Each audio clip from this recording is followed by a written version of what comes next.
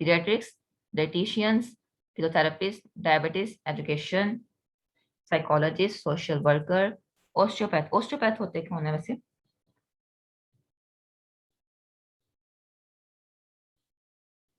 A person who is trained to treat bones and muscles, ठीक है, और using different techniques. Chiropractors कौन होते हैं? जो मैनिपुलेशंस करते हैं। Very good. मसल डिसऑर्डर जो होते हैं, स्पाइनलिटी डिसऑर्डर होते हैं, या फिर मैनिपुलेशन, ठीक है, वो। स्पीच पैथोलॉजिस्ट कौन होते हैं?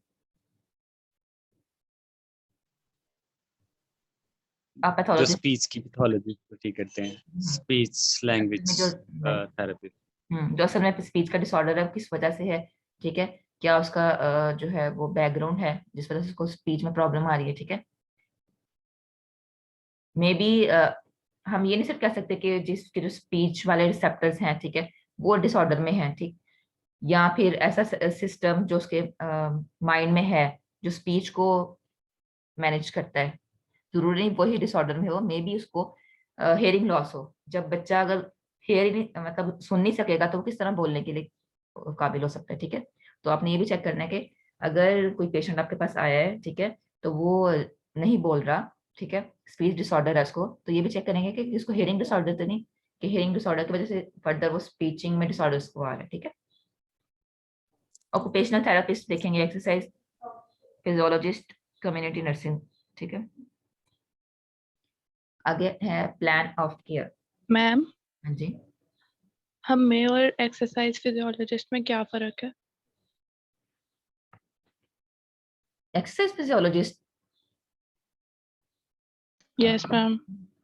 क्योंकि देखिए अगर फिजियोथेरेपिस्ट है ना, ये वैरायटी आ जाती है इसमें। अगर हम कोर्स अपना पढ़े, ओवरव्यू करें ना, ठीक है, मेरे तो ख्याल से इतना नहीं होगा, लेकिन फिर भी अगर फर्क है तो उसमें ये चीज है कि हमारा जो कोर्स आउटलाइन है ना, ठीक है, इसमें हम डिफरेंट टेक्निक्स भी यूज कर सकते हैं। जैसे हम प्रीवियस पढ़ के ऑक्यूपेशन, सॉरी, ऑक्यूपंचर, ठीक है, ड्राई नीडलिंग आ जाएगी, उसके अलावा आइस थेरेपी आ जाएगी, डिफरेंट टेक्निक्स आ जाएंगी, ठीक है, जो हम यूज करते हैं। और जो स्पेसिफिकली अगर फील्ड हम देखी जाए कि एक्सरसाइज थेरेपी की बात हो रही है, तो वो सिर्फ एक्सरसाइज से ही ट्रीट करेगा। लेकिन हम जो है वो वेराइटीज ऑफ टेक्निक्स यूज करके पेशेंट को ट्रीट कर सकते हैं, ठीक है। Okay ma'am.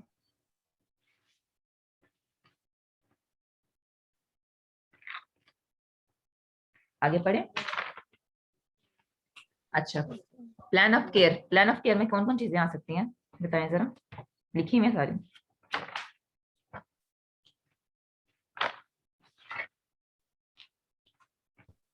मैम हमने पढ़ा था शॉर्ट टर्म गोल्स और लॉन्ग टर्म गोल्स। अच्छा, उसमें क्या क्या आएगा?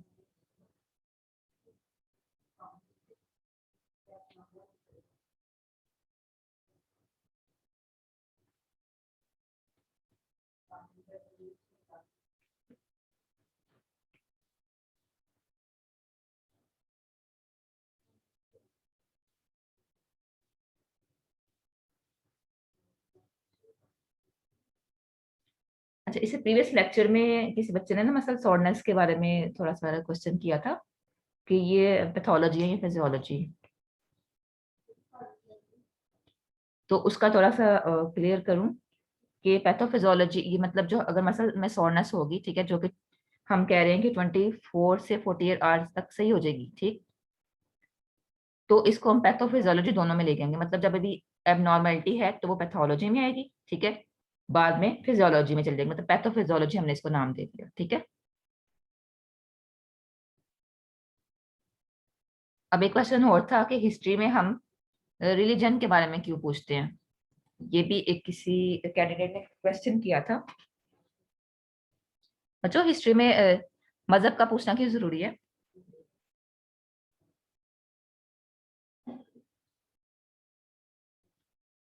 चलिए आप सोचिए, इसके एंड पे फिर मैं आपको क्लियर करती हूँ। अच्छा, हमारा नेक्स्ट था प्लान ऑफ केयर। इसमें क्या किया जाता है? नर्सिंग आ जाएगी, एक्यूट केयर प्लान आएगा, ठीक है, मतलब अगर अभी एक्यूट इलनेस है तो जाहिर सी बात है एक्यूट केयर आएगा कि उस इलनेस को खत्म किया जाए। और जब भी डिजीज एक्यूट होती है ना, एक तो क्या है कि उसकी जो बेस है या उसकी जो स्प्रेड, अभी जो उसका रेंज है, ठीक है, उसका जो फैलाव है, ठीक है, पूरी बॉडी तक, वो भी कम है। लेकिन एक्यूट हम इसलिए कह रहे हैं इसको ज्यादा हमें बेहतर करना जरूरी है। एक तो अगर हम उसको भी स्टॉप कर देंगे तो क्रोनिक में नहीं जाएगा।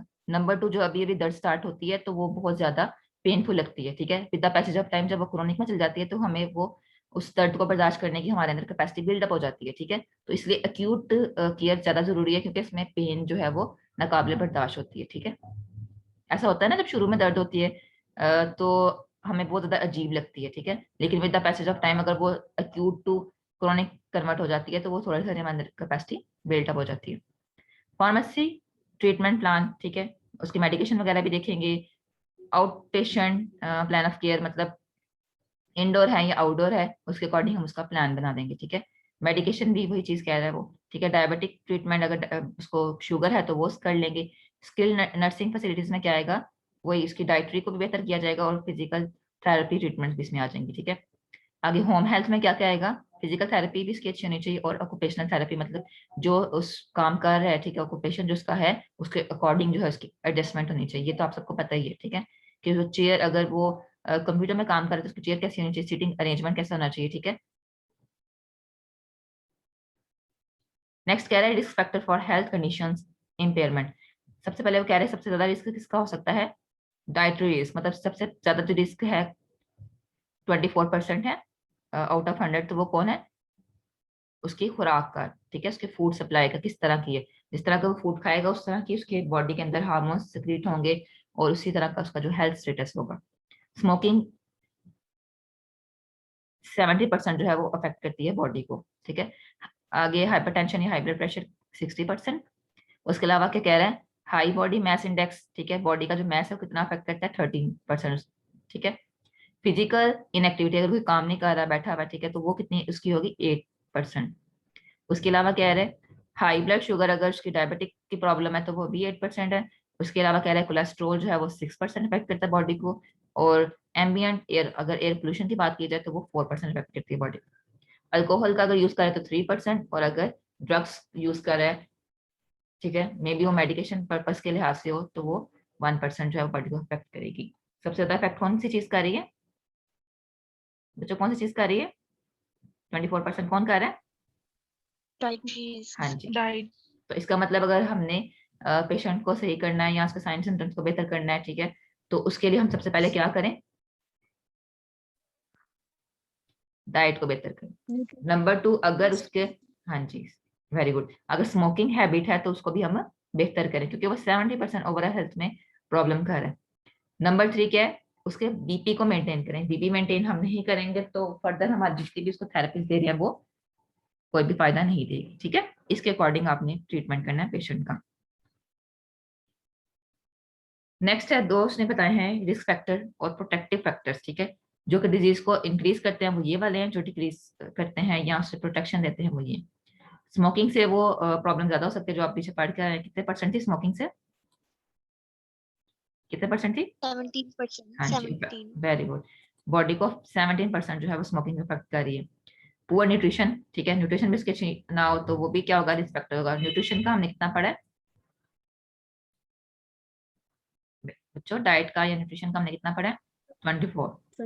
इसका मतलब अगर उसकी खुराक अच्छी नहीं होगी या स्मोकिंग कर रहा होगा तो वो क्या होगा, उसकी डाइट, उसकी हेल्थ क्या होगी, इफेक्ट। हाँ जी, इम्पेयरमेंट आ जाएगी, हेल्थ में प्रॉब्लम आ जाएगी, हेल्थ खराब हो जाएगी। ओबिसिटी भी बहुत ज्यादा, अगर ओबिस होगा तो डिफरेंट कॉम्प्लिकेशन होंगे। ओबीज होगा तो आहिस्ता आहिस्ता जो है वो उसको लोअर लिम्ब में प्रॉब्लम आना शुरू हो जाएगी, ठीक है। सबसे ज्यादा उसका रिस्क है वो ओए है, ऑफ नी, ठीक है, osteoarthritis of knee due to obese. Hypertension, इसका नाम ही टेंशन है, ठीक है, तो उसको हम कहेंगे कि आप टेंशन ही ना लें, ठीक है, आप मेंटली भी सही रहें, ठीक है, ताकि आपका बीपी जो है वो शूट ना करे। और अगर बीपी शूट करेगा तो उनको फर्दर ना सिर्फ हार्ट के कॉम्प्लिकेशन हो सकते हैं बल्कि स्ट्रोक के कॉम्प्लिकेशन भी हो सकते हैं। और जब स्ट्रोक होगा तो किसी ना किसी बॉडी के एक पार्ट को वो अफेक्ट जरूर करता है, ठीक है, इंटरनल ऑर्गन भी हो सकता है या एमएसकेटी भी हो सकता है, मस्कुलोस्केलेटल लिहाज से।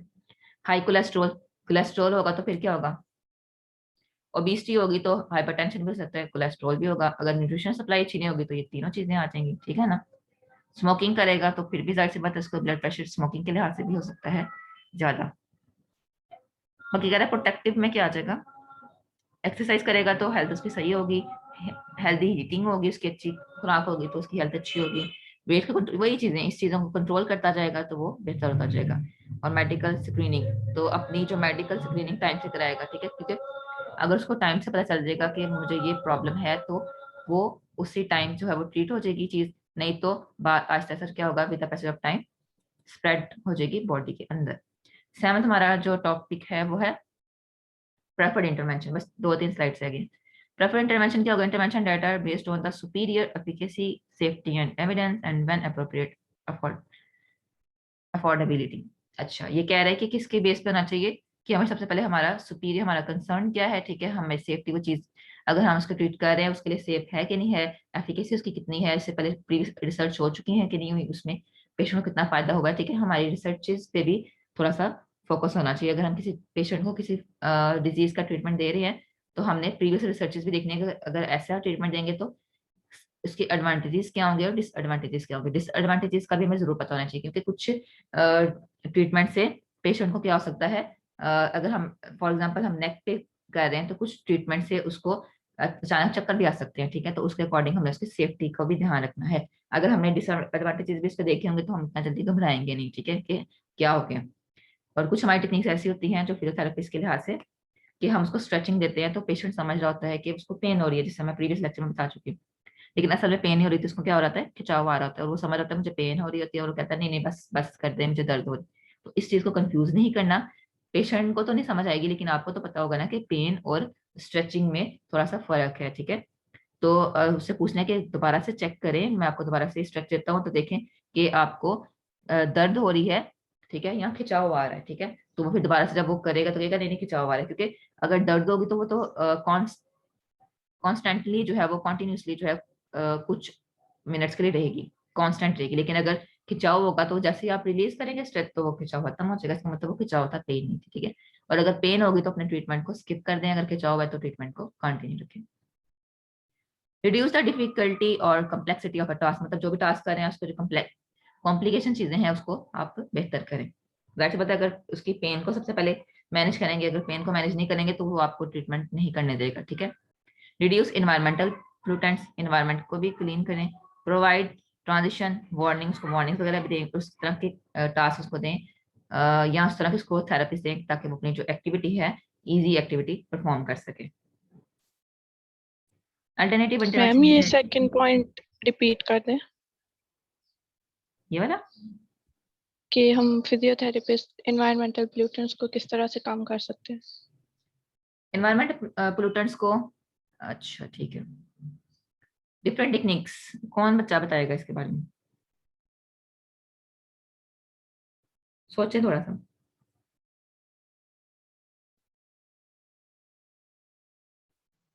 हम ऐसा हम अकेले अगर नहीं करेंगे, हाँ जी बोलें।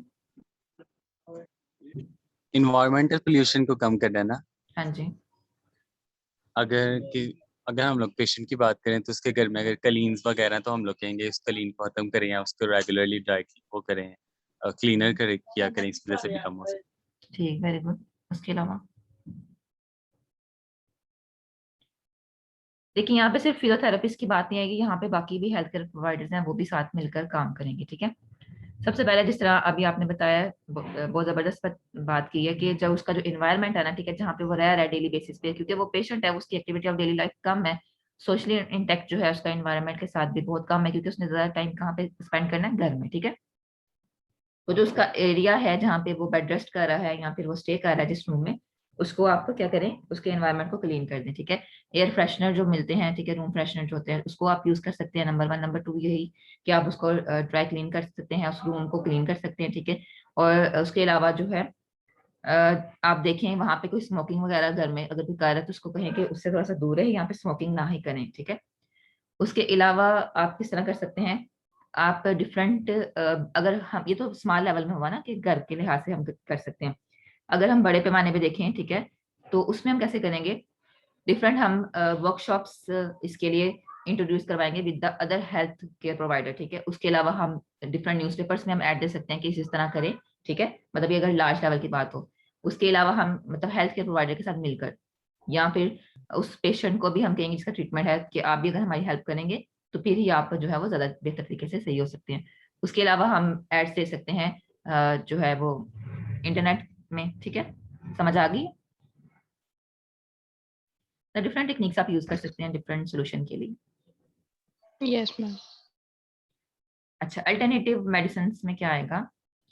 ये भी एक मेडिकल स्पेशलिटी है, ठीक है।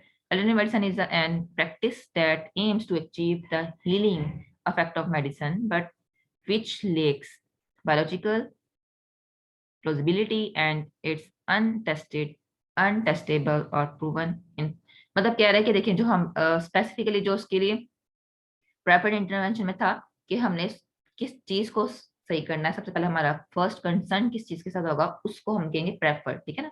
प्रेफर्ड इंटरवेंशन मतलब पेशेंट की नीड क्या है, ठीक है, उसका ऑक्यूपेशन क्या है, उसके अकॉर्डिंग उसकी इंटरवेंशन की प्रेफरेंस होगी। सेकंड बता रहे हैं कौन सा इंटरवेंशन है, अल्टरनेटिव, उसके उल्टा, ठीक है, उलट। तो अब क्या है, हमने तो मेडिकेशन दी तो वो हो गया, प्रेफर इंटरवेंशन भी आ गया, ठीक है, कि उसके में दर्द को कम किया, स्वेलिंग को कम किया, ठीक है। या फिर मैंने डिफरेंट टेक्निक्स दी, डिफरेंट थेरेपीज को दी, तो उससे क्या होगा कि उसकी जो ROMs है या स्ट्रेचिंग स्ट्रेंथनिंग को इम्प्रूव किया। लेकिन इसके अलावा जो अल्टरनेटिव हम उसको इंटरवेंशन देंगे होम्योपैथ की ट्रीटमेंट होगी, ठीक है। ये स्पेलिंग पूरा लिख लीजिएगा। मेडिसिन उसको देख सकते हैं, ठीक है, जरूरी नहीं ये वाली मेडिसिन, दूसरी वाली मेडिसिन भी हो सकती है, ठीक है, जो, लेकिन वो कह रहा है कि अल्टरनेटिव इसके अलावा जो हम इंटरवेंशन देंगे वो टेस्ट भी नहीं हुई होंगी चीजें, ठीक है ना, उसका कोई प्रूव भी नहीं हुआ होगा, ठीक है, उसका कोई एविडेंस बेस रिकॉर्ड नहीं हमारे पास होगा, मेन चीज ये बता रहा है, ठीक है। इसलिए तो कहते हैं कि होम्योपैथ की जो मेडिसिन होती हैं वो अच्छी होती हैं, उससे कोई भी साइड इफेक्ट नहीं होता। इससे साइड इफेक्ट नहीं होता क्योंकि इसमें इसके बारे में तो रिसर्चेज भी नहीं है हमारे पास, ठीक है, एविडेंस बेस हमारे पास रिसर्चेज होती तो हम कहते हैं ना कि साइड इफेक्ट है। हर्बल मेडिसिन जो है, ठीक है, ट्रेडिशनल मेडिसिन जो लोग वैसे ही यूज करने शुरू हो जाते हैं कि टोटके जो घरेलू होते हैं, ठीक है, लहसुन खाएं तो इससे मैम ये ये हम होगा, लाचीज खाएं तो ये होगा जी। अल्टरनेटिव, हाँ जी, मैम ये हम दे सकते हैं ये अल्टरनेटिव इंटरवेंशन जैसे होम्योपैथिक मेडिसिन हाँ जी, दे रिकमेंड ही सकते हैं, करेंगे? प्रिवेंट करेंगे, मतलब इसको हम हाँ जी, रेफर ही कर प्रिस्क्राइब कर सकते हैं? सकते हैं, जी जी जी, प्रिस्क्राइब कर सकते हैं, वेरी गुड बेटा। लेकिन चीज ये है कि आप होम्योपैथ के बारे में इतना जानते नहीं है, लेकिन ये कि आप किसी इस तरह के स्पेशलिस्ट के साथ आपका जो है वो जरूर कांटेक्ट होना चाहिए। इसलिए कहते हैं ना कि अदर हेल्थ केयर प्रोवाइडर के साथ आपका कांटेक्ट होना चाहिए, ताकि अगर कोई पेशेंट आपके पास आया है, चले वो आपकी ही फील्ड का पेशेंट हो, लेकिन आप फर्दर इंटरवेंशन करना चाहें तो आप किसी अच्छे स्पेशलिस्ट से खुद ही कंसर्न कर लें, ठीक है, ताकि फर्दर जब पेशेंट्स आए तो आप खुद उसकी मैनेजमेंट आती हो, ठीक है। जी मैम। ट्रेडिशनल मेडिसिन में आप खुद भी रवायती जिस तरह मेडिसिन आप अगर BP का पेशेंट है तो आप उसको कहें कि आप जो है क्या यूज करें, लहसुन का इस्तेमाल करें, ठीक है। उसके बाद अगर उसको आर्थराइटिस का पेशेंट है, मतलब इन्फ्लेमेशन है, जोड़ों में मसला है या किसी, ठीक है, तो क्या कहेंगे, जी ऐसी चीजें देंगे, ऐसी चीजें उसको प्रिस्क्राइब करेंगे। फूड इनटेक, क्योंकि आपने सबसे पहले क्या पढ़ा था, फूड का कितना रोल है आपके हेल्थ में, 24% आउट ऑफ 24%। 100, ठीक है ना, सबसे ज्यादा ये। तो इसका मतलब आप जो ट्रेडिशनल मेडिसिन या उसको जो आप डाइट घर की दे रहे हैं, होम मेडिसिन दे रहे हैं, ठीक है, तो वो आप उसको जरूर रिकमेंड करें। आप कहें कि आप अपनी डाइट में क्या यूज करें, अगर उसको इन्फ्लेमेशन है, काली मिर्चों का इस्तेमाल करें, ठीक है, ब्लैक पेपर का, उसके अलावा दूसरा क्या है, अदरक का इस्तेमाल करें, उसके अलावा हल्दी का इस्तेमाल करें। हल्दी आप उसको बताएं कि जो घर में यूज हल्दी कर रहे हैं या जो बाजार से ले रहे हैं वो वाली नहीं, जो असली जो होती है ना, मतलब जिस तरह अदरक की तरह जो पीसेस होते हैं, ठीक है, मिलते हैं बाजार से, फ्रेश हल्दी, आप वो यूज कर लें, ठीक है। और फिर वो कहेंगे कि जी पाउडर बनाने में टाइम लगेगा, पाउडर आप उनको के ना बनाए, थोड़ा सा पीस लें और उसको आप दूध में डाल के बॉयल कर लें, ठीक। जी Yes, ma'am. अच्छा, अब ये है अल्टरनेटिव मोड्स ऑफ डिलीवरी, ठीक है। अब जो डिलीवरी जो इसी सेक्शन के अलावा ऐसी हमारे पास इंटरवेंशन हो, ठीक है, कि हम क्या करें वो इजीली जो है वो डिलीवर हो जाए और जो मैटर जो मदर है उसको भी इतनी प्रॉब्लम ना हो, ठीक है। तो ये डिफरेंट ये टेक्निक्स यहाँ पे तो नहीं यूज होती, ये जो है अब्रॉड की हैं, क्योंकि हम एप्टास के लिहाज से पढ़ रहे थे, ठीक है, तो इसलिए हमने इसको ऐड कर लिया। Womens are encourage to give birth in presence of their partner, ठीक है, तो वहाँ पे क्या होगा कि उस रूम में, उस एरिया में जो है वो जहाँ पे डिलीवरी रूम होगा, ठीक है, वहाँ पे जो उसका पार्टनर जिसके साथ होगा, ताकि उसको इनकरेज करे, ठीक है, विदाउट एपिड्यूरल एनेस्थेटिक इफेक्ट के या इंटरवीनस ड्रग्स के या सर्जरी या अदर टूल्स के, मतलब उस कॉम्प्लिकेशन में ना जाए, इसको पेनफुल प्रोसेस ना हो इतना ज्यादा, तो उसका जो उसका पार्टनर है वो उसके साथ होगा और उसको इनकरेज करेगा। हिप्नोबर्ट में क्या आ गया? Hypnobirth trains mother to achieve complete relaxation during labour and वही कि आपने कुछ टेक्निक्स ऐसी अप्लाई की हैं, ठीक है, उसको मेंटली रिलैक्स किया है, ठीक है, ताकि वो जो है वो ड्यूरिंग लेबर के दौरान और डिलीवरी के दौरान जो है वो थोड़ा सा रिलैक्स अपने आप को फील करे, ठीक है। कुछ आपने जो है उसको उसके साथ काउंसलिंग इस तरह की हुई है, ठीक है। वाटर डिलीवरी के इसमें क्या होगा कि जो मदर है, ठीक है, उसको एक ऐसी प्लेस होगी, ठीक है, जहाँ पे बहुत ज्यादा पानी होगा, मतलब स्पेसिफिकली ये ना बनाई जाती है जगह, ठीक है। पाकिस्तान में तो नहीं है लेकिन अब्रॉड में है कि वहाँ पे उसमें स्पेसिफिकली उन्होंने एरिया होता है वहाँ पे पानी, मतलब जैसे स्विमिंग प्लेसेस होती हैं, ठीक है, वैसी होगी, और वहाँ पे मदर को वहाँ पे खड़ा कर देंगे, ठीक है। तो फिर इसको जो है वो इनकरेज करेंगे कि डिलीवरी प्रोसेस आगे है। मैनेजमेंट ऑफ रिस्क फैक्टर्स में क्या क्या आ जाएगा? सबसे पहले तो आपने उसको आइडेंटिफाई करना है, ठीक है, रिस्क फैक्टर है क्या, प्रॉब्लम असल में है क्या। फिर उसकी असेसमेंट करेंगे, जो डॉक्यूमेंटेशन वगैरह होती है सारी, ठीक है। फिर आप उसको कंट्रोल करेंगे, किस तरह हम कंट्रोल कर सकते हैं, किस तरह ज्यादा होंगे, जैसे आपने पीछे पढ़ा है मॉडिफाइबल नॉन मॉडिफाइबल, अभी आगे हाँ आना है, और पीछे भी आप पढ़ के आए हैं, ठीक। उसके बाद है रिव्यू कंट्रोल, क्यों कंट्रोल हुआ कि नहीं हुआ। इसके बाद क्या क्या है, मैनेजमेंट ऑफ रिस्क फैक्टर किस तरह होंगे, मॉडिफाइबल नॉन मॉडिफाइबल, जो हम सही कर सकते हैं उसको मॉडिफाई करेंगे, जो नहीं कर सकते वो नॉन मॉडिफाई होंगे, और ट्रेडिशनल। स्मोकिंग उसको हम कह सकते हैं कि अपनी छोड़ दे, ठीक है। ब्लड प्रेशर को मेंटेन कर सकते हैं, हाइपरलिपिडीमिया जो लिपिड्स का लेवल है, कोलेस्ट्रॉल का लेवल है, उसको हम सही कर सकते हैं। उसकी डायबिटीज को भी बेहतर कर सकते हैं, ओबेसिटी को बेहतर कर सकते हैं, उसके लाइफस्टाइल को बेहतर कर सकते हैं, ठीक है। उसके बाद है हाइपर कोएग्यूबल, ये यहाँ पे सही नहीं लिखा हुआ। मेंटल स्ट्रेस एंड डिप्रेशन, अच्छा, जो अगर कोएगुलेशन वगैरह की प्रॉब्लम है, उसको ब्लड डिसऑर्डर्स हैं, ठीक है, ठीक है, तो उसको भी हम सही कर सकते हैं। उसके बाद है अगर मेंटल स्ट्रेस है तो वो भी सही कर सकते हैं, डिप्रेशन को भी सही कर सकते हैं बाय काउंसलिंग या प्रॉपर कम्युनिकेशन। लेकिन हम उसकी उम्र को तो सही नहीं कर सकते ना कि अब इतनी उसकी एज हो गई है। उसके बाद क्या है कि फैमिली हिस्ट्री, अगर फैमिली में कोई डिजीज है तो वो जाहिर सी बात है उसके अंदर आनी आनी है, ठीक है। जैसे कि वास्कुलर डिजीज, वेजल्स वगैरह में प्रॉब्लम आ जाना, या एथेरोस्क्लेरोसिस डिजीज, इसमें क्या होता है, आर्टरीज में जो है वो एक्यूमुलेशन होती है फैट्स की, जिस वजह से ब्लड सर्कुलेशन जो है वो खराब हो जाती है, या ब्लड फ्लो खराब हो जाता है। क्रोनिक किडनी डिजीज, ठीक है, वो भी नॉन मॉडिफाइबल है, क्योंकि पहले एक्यूट फेज में हम सही कर सकते थे, मतलब अब तो क्रोनिक हो गई है, ठीक है। इथनिसिटी हो गया, या स्मोकर्स कि बहुत ज्यादा उसको ड्यूरेशन हो गया, बहुत ज्यादा ड्यूरेशन हो गया कि वो कह रहे हैं मैं नहीं ये छोड़ सकता। या नंबर 2 है वो किसी एनवायरनमेंट में जो है वो ट्रैवलिंग कर रहा है, तो अब वो तो स्मोकिंग नहीं कर रहा, लेकिन उसके साथ जो है वो या उसके सराउंडिंग में कहीं ना कहीं स्मोकिंग का प्रोसेस हो रहा है। नॉन ट्रेडिशनल रिस्क फैक्टर में क्या आएगा, जो एनीमिक प्रॉब्लम है उसको वो सही कर लेंगे। उसकी फिब्रिनोजिन, जो फिब्रिनोजिन कौन होती है वैसे, क्या होती है? मैम ब्लड में होता है, जो कि ब्लड को थिकनेस की तरफ लेके जाती है, हाइपर कोआगुलेबिलिटी की तरफ। हाँ जी, ये प्रोटीन है involve in forming blood clots in the body, मतलब वही सही कह रहे हैं कि जब भी कोई इंजरी हो तो क्या होगा कि उसको खत्म करने के लिए, उसको सेव करने के लिए फिब्रिनोजिन जो प्रोटीन है वो वहाँ पे क्लॉट बना देगी, ताकि ब्लड ज्यादा जो है बॉडी से मूव आउट ना हो, एक्सक्रीट ना हो। लाइपोप्रोटीन क्या होती है? ये भी एक टाइप की प्रोटीन है, ठीक है, जो कि लिपिड्स की मैनेजमेंट वगैरह में हेल्प होती है। और उसके बाद एलिवेट सीआरपी, सीआरपी क्या है? ये भी एक प्रोटीन है जिसका नाम है सी रिएक्टिव प्रोटीन, ठीक है। ये लीवर जो है उसको बनाता है, ठीक है, मेड बाय लीवर। उसके अलावा अगर कभी इन्फ्लेमेशन हो बॉडी में, ठीक है, तो क्या होगा कि सीआरपी का लेवल जो है वो ज्यादा हो जाएगा, इसका मतलब है कि बॉडी में इन्फ्लेमेटरी रिएक्शन है। लेक्चर इतना ही था। और एक quotation, do not feel ashamed if the amount of charity you give is small, because to refuse the needy is an act of greatest shame। बेशक आपके पास 1 रुपया ही है, या आपके पास कोई एक टॉफी ही है, ठीक है, अगर कोई आपसे मांग रहा है तो आप उसको दे दें, ठीक है। ये ठीक है, ये ना सोचे कि 1 रुपया है क्या देना है, या फिर एक टॉफी है क्या देनी है, ठीक है। क्योंकि अगर आप किसी को मना कर रहे हैं, ठीक है, तो वो उसके लिए शर्मिंदगी का बायस होगा कि देखिए मैंने हाथ फैलाए और मुझे कुछ भी नहीं मिला,